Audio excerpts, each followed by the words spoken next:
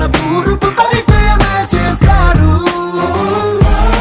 రావణుడో రాఘవుడో మనసును దోచే మానవుడో, సైనికుడో శ్రామికుడో అసాధ్యుడు వీడులో.